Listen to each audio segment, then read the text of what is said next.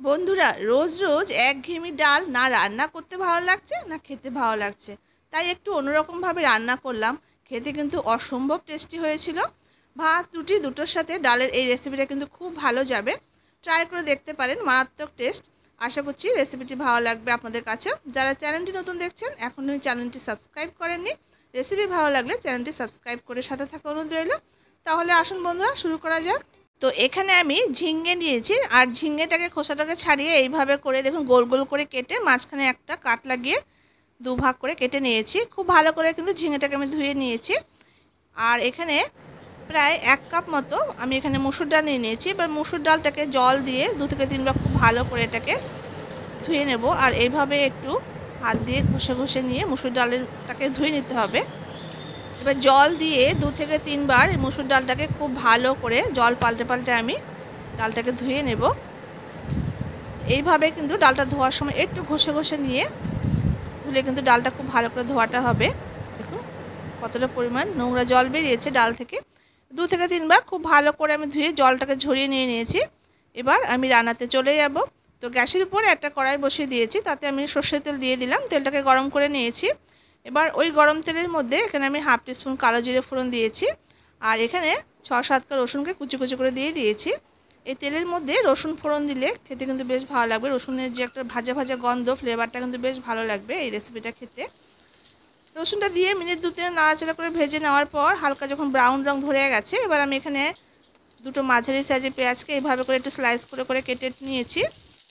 আর এখানে 5 থেকে 6টা কাঁচা লঙ্কাকে ফালি করে দিয়ে দিয়েছি।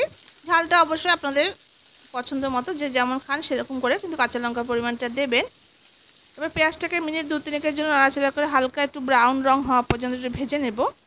তো দেখুন বন্ধুরা, পেঁয়াজটা কিন্তু বাদামি রং ধরে এসেছে। এরপরে যে ডালটা আমি জল দিয়ে ধুয়ে রেখে দিয়েছিলাম, সেই ডালটা আমি দিয়ে দিয়েছি মসুর ডালটায়।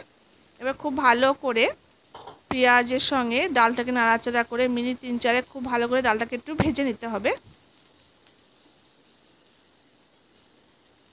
তো ডালটা মিনিট 3-4 ভালো করে ভেজে নিয়েছি। এরপর আমি এখানে কেটে ধুয়ে রাখা ঝিঙেটাও দিয়ে দিলাম। এবার ঝিঙেটা দিয়ে ডালের সঙ্গে নাড়াচাড়া করে ঝিঙেটাকে একটু ভাজা ভাজা করে নেব। তো এখানে আমি ভাজতে ভাজতে টেস্ট হিসেবে লবণ আর সামান্য পরিমাণে একটু হলুদ দিয়ে দিয়েছি প্রয়োজন মতো। এবার লবণ আর হলুদটা দিয়ে ডালের সঙ্গে খুব ভালো করে ঝিঙেটাকে বেশ কিছু সময় ধরে একটু নাড়াচাড়া করে একটু ভেজে নেব। তো বন্ধুরা, একঘেয়েমি মসুর ডাল কিন্তু আমাদের খেতে ভালো লাগে না। তো এইভাবে একবার এই ঝিঙে দিয়ে রান্না করে দেখতে পারেন, ভাত রুটি সব কিছুর সঙ্গে কিন্তু খুব ভালো খেতে লাগবে। এবার নাড়াচাড়া করে নিয়েছি। এবার ঢাকা দিয়ে মিনিট 4-5 জন্য রেখে দিলাম। এতে দেখবেন ঝিঙেটা নরম হয়ে যাবে, আর ঝিঙে থেকে যে জলটা বেরোবে তাতে কিন্তু ডালটা অনেকটা সেদ্ধ হয়ে আসবে। এবার মিনিট 5 পর ঢাকাটা আমি খুলে নিয়েছি। এবার আমি নাড়াচাড়া করে দেখে নিচ্ছি। দেখুন বন্ধুরা, ঝিঙেটা কিন্তু অনেকটা নরম হয়ে গেছে। আমি ডালটা দেখে নিচ্ছি একটু। দেখুন বন্ধুরা, ডালটা কিন্তু এখনও খুব ভালো মতো করে সেদ্ধটা হয়নি।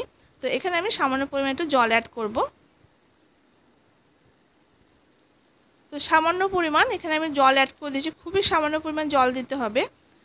ডালটা এমন করে সেদ্ধ করতে হবে খুব যেন বেশি গলে না যায়, আর যেন শক্ত না থাকে, এরকম মতো করে ডালটাকে সেদ্ধ করে নিতে হবে। তো খুব বুঝেই কিন্তু জলটাকে দিতে হবে। তো সামান্য পরিমাণে আমি জল দিয়ে দিয়েছি। এবার জলটা দিয়ে নাড়াচাড়া করে নিলাম। এরপর আমি এখানে 1/2 টিস্পুন পরিমাণ চিনি দিয়েছি। একটু চিনি দিলে হালকা একটু মিষ্টি মিষ্টি খেতে কিন্তু ভালো লাগবে। এবার চিনিটা দিয়ে একটু নাড়াচাড়া করে নিলাম।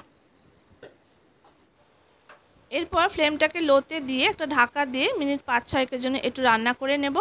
মিনিট 6 পর এবার আমি ঢাকাটা খুলে নিয়েছি। এবার একটু দেখে নেব।